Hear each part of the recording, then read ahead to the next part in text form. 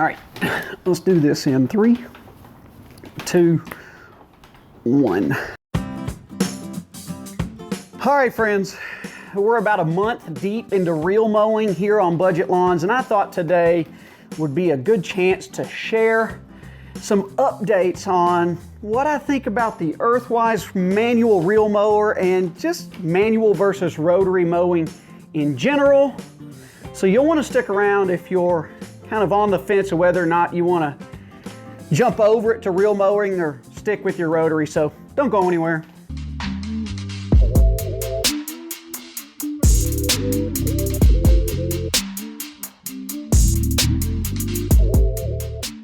Hey everyone, I appreciate you coming back for another episode of Budget Lawns. Thank you to everyone who has subscribed to the channel. If you're not, please consider doing so. Hit that thumbs up button, notification bell so you know every time a new video is uploaded, and be sure to leave me a comment so I know if you like what I'm doing here or not. We're going to try and do something just a little bit different here on Budget Lawns today. I've got a lot of different stuff coming up for you.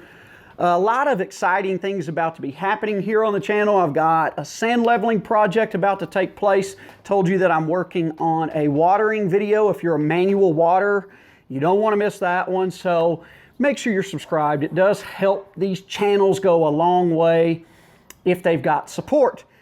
With that said though, we're going to try something different on this one. We're going to sit here in the old trusty rocking chair for a minute, kind of kick things off, and then we're going to walk around the lawn.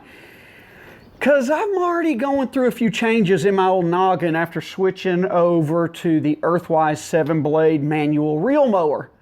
But bear with me as I get up and move around, because I am not using, this is Budget Lawn, so just like I'm trying to save money in the lawn, I'm saving money on equipment here. Believe it or not, I am using my Samsung S5. So I don't even know how old that is. It's pretty old, barely works, but it does the trick. I've got a cheap $15 cell phone tripod, and this microphone's like a $20 lavalier mic that's not wireless, so it's connected to the phone. So when I get up and start moving around, I really don't know how this is going to work, but just bear with me. It is a little windy today. We've got the remnants of the storm Cristobal moving in, so I'm hoping we'll see a little rain. But let's forget all that and let's get to reel versus rotary mowing. So you've been rotary mowing, you don't know if you want to reel mow. The way I see it is you need to ask yourself 2 questions. 1, how low do you want to go?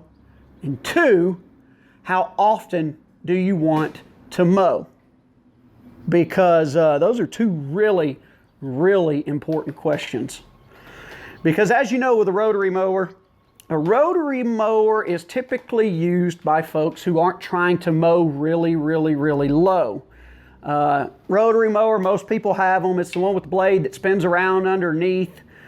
It more or less has a tearing action on the grass blades, unless you've got a really sharp blade. It does a better job at cutting, but most folks don't keep up with that, so it more or less tears the blades, where a reel mower more cuts it like scissors. You know, it's healthier for the grass. It gives it a much smoother, cleaner, crisper cut. So you can factor that into whether or not you want a rotary or reel mow. But really, most folks who want to move over to the reel mower, you know, they want to cut low. They've got bermudagrass like me, and maybe they've got some bumps in their lawn. It's not perfectly smooth, and the rotary mower is just leaving those ugly scalp marks in it. That was me. So that's why I wanted to really switch over to the Earthwise unit so I could start mowing lower without leaving those unsightly, you know, sores on the lawn in the form of scalp marks. So you got to ask yourself that question, how low do I want to go? If you don't really want to go low, I've got firsthand experience for several years. A rotary mower can leave you a nice clean-cut lawn that you can be proud of. It doesn't have to be a reel mower to, you know, take it to the next level. It sure helps. But the second question, you got to ask yourself, how much do I want to mow? Because let me tell you one thing. After switching over to this thing and starting to mow lower, my mowing frequency has shot through the roof. I've gone from mowing, you know, typically I used to mow every 4 days, at the most 5, preferably 3, so we'll say 4. But now after switching over to the Earthwise, I am mowing every other day. So I even mowed 2 days in a row and thought that it wasn't going to have grown much, but this weather's jumped up into the mid-90s with heat indices over 100, so the Bermuda is growing like crazy, and you have to stay on top of it so you don't break that 1/3 rule. So it can get difficult in that respect, and also difficult when it comes to the weather, because I mean, it was brutal manual reel mowing in that heat. Of course, it doesn't help that I'm double cutting it every time because I just like the clean look of the double cut. So if you're going to switch over to a manual reel mower, you got to be ready to get in shape, because it's going to whoop your hiney like it has mine. At least, you know, that's my opinion. So with that said, let's jump out into the lawn, and I'll tell you kind of, I will call this my review number 2 on the old Earthwise, and what I think of its performance, its cut, the quality, and the unit as a whole as we kind of meander here around the lawn. Because, you know, like I said off the top, just 1 month into this, and I'm already making a couple changes in my game plan for a couple reasons. But let's look at how it's working so far. Again, ignore these dead spots. They are filling in really fast. So right now I am cutting this at 3/4 of an inch. And cutting that low with the Earthwise reel mower is making me have to do it quite often, which I'm starting to see that as this summer heat sets in, that might be a little bit difficult. Although I really do like the cut. I think it looks really good.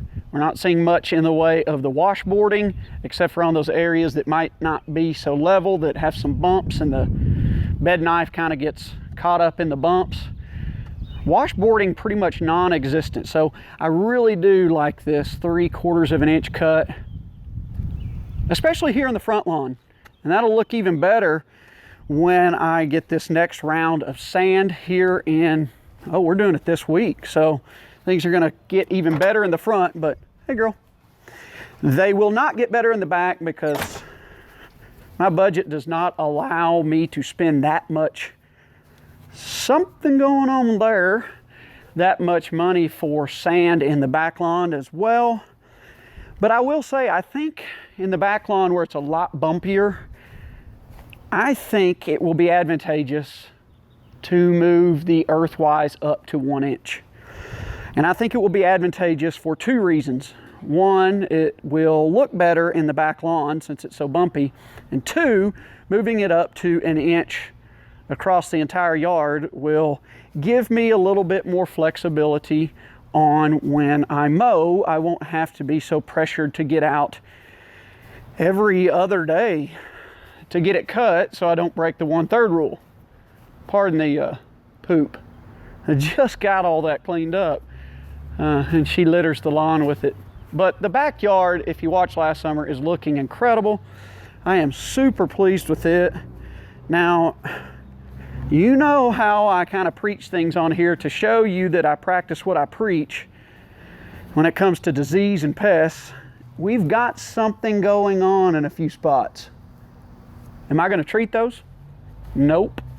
Am I going to sweat it? Nope. Because I get these spots every year, especially late spring, early summer, when it's still kind of wet. Things don't get enough time to dry out before rains. And the humidity in this back lawn, it's kind of sunk down. It just kind of pools up back here. Everything stays real moist in the back lawn. And these areas just kind of start popping up in spots. But I do know from experience that I don't need to worry about it, because they will eventually go away as the summer dry heat sets in. And I won't have to do anything to treat them and worry about them getting bigger and just destroying the back lawn. It'll be all right. Don't sweat it. But yeah, so You know, I still really love this Earthwise 7-blade manual reel mower, but I can see why folks that get into the manual reel game jump into the power game a lot sooner than they probably anticipated, because I'm telling you, it's wearing me out. It is wearing me out. So again, should you reel mow? Should you rotary mow? Ask yourself two really important questions. Because a lot of people will say, oh, is your lawn bumpy or not? That's not that important to me because I've got a bumpy lawn. But the two most important questions are, how low do you want to go?